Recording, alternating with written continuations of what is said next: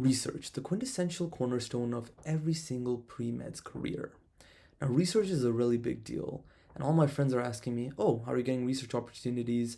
What directions you go for? What are you aiming for? So I decided to make this video in service for that and tell you what research you should be looking for and how to get that research. With that being said, this video also pertains to you CS folks who are struggling to get internships.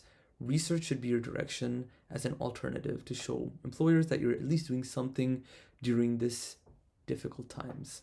Anyways, let's dive into what exactly we're looking at here. Okay, trying something new, using a PowerPoint to explain everything this time. As you can see, it's going to be green, nature themed, just to explain how research should be a natural part of your journey. With that being said, this is going to be a two-part video. This is the first part where I explain the types of research and the research every student should have. And next week, when I post the second part, that will explain how to get each type of research and the overall undergrad time frame with each research. Now, there are three types of researches: filler research, passion research, output research. Let's start out with filler research.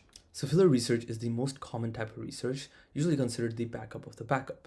Now, this research is basically categorized by two things. You don't have output, which means you don't have any presentations, posters, or publications, and you're not passionate about it, which means you can't show interest or commitment to it. Now, this is pretty common for first and second year students because they're searching for their passions, and they also don't have a majority of the course prereqs done, so they can't get those higher level researches.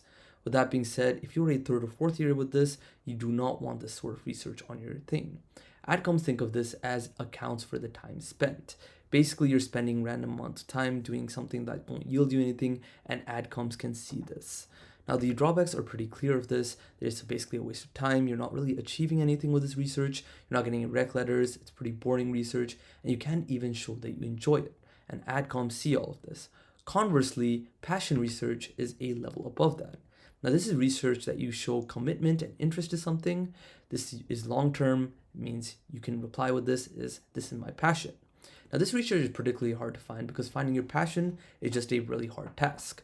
But if you don't find your research or your passion research in the end of 2 years, you can substitute this with quirky research. Now, quirky research is research that you or a layman person can find interesting. Basically, this is research that sounds interesting even if you're not interested in it, and you can probably go on for hours trying to make it sound interesting. And this is basically research that I'm currently doing because I have very limited passion in things. I'm basically doing a research opportunity in analyzing monkeys' visual systems, but it involves anesthesia, hiring other people to sort of monitor the monkey's vitals, etc. So I can go on and on about it, but that's the idea. I want to show commitment and interest in something. Now, the drawbacks for this is pretty clear. It will be targeted in your interviews, so you really want to have a stable passion research, and it may not always result in publications, presentations, and posters, which is okay because you're saying that you are passionate about it, and it shows that you have commitment and interest in something. The third type of research, arguably the best research, is output research. Now, output research is great because it shows that you did something. You essentially have a poster, a presentation, and even publications on your belt, which can be shown through a long-term lens and a short-term lens. Now, true output research results in publications, and that's where you want to dedicate your long-term opportunities. But with your short-term, you want to focus on presentation and posters. And that's where mixing and matching goes, where you would have maybe a passion research to sort of show the commitment and the passion in something, with a long-term output research showing some publications and perhaps some short-term opportunities to show some posters and presentations. Now, output researches are great, but there are some downsides. They will be targeted in interviews, and for the most part, a lot of output researches are boring opportunities. You want to treat these ones like your job because at the end of the day, at the end of your undergrad, this is accumulation of your efforts.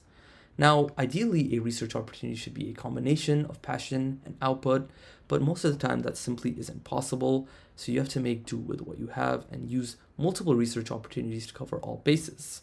With that being said, let's get into how you layer your research and the steps to take from here. First step would be to find a passion research. This would be the bread and butter of your research, and this would basically be where you focus on your interviews and saying, this is what I'm interested in. From there, you'd find a long-term output research and a short-term output research. Short-term to get those posters and presentations out of the way, long-term for the publications, and finally, you'd cut out all of the filler researches that you're currently undergoing, assuming you had filler researches to start out with. That being said, this is basically, in essence, a combination of passion and output. Understanding what this looks like in your lens, this is how we should look at it. Your short-term opportunity should be a summer research opportunity. Basically, what I like to do is I like to choose an abroad research at another university. This is the stuff you sort of apply for, aka summer research or an internship. And usually universities have this program where you get partnered up with a faculty member and you essentially work towards a project. And this always yields to at least a poster, but you can make that into something more. And what this shows is sort of a diverse experience and adds diversity to your resume or your med school app. Then you want a long-term output. This is going to be year-long research, and this is going to be pretty boring. You're going to negotiate with the PI that if I do all the work you say, you're going to give me a publication, at least first or second author, maybe even an author, multiple authors. Anyways, this will show what you've achieved in undergrad, some paper sort of testament to what you're doing. Finally, you want a long-term passion. This would be a year-long research as well. Basically, you're going to pick a passion or something that just sounds really cool and interesting.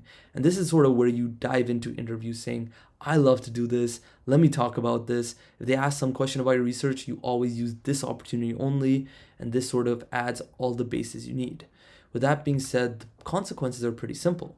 You're able to show achievement, which is shown through the output opportunities. You're able to show passion through the passion opportunity. And you can show diversity because you have multiple research opportunities going, saying, oh, I'm doing this, I'm doing this. The ideal method of this plan is to cover all bases.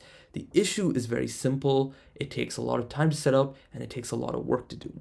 So if you're able to put this into your lifestyle like I'm doing right now, you will be successful for med schools in terms of research. Obviously, you want to have other aspects, but for research, this is the dream plan.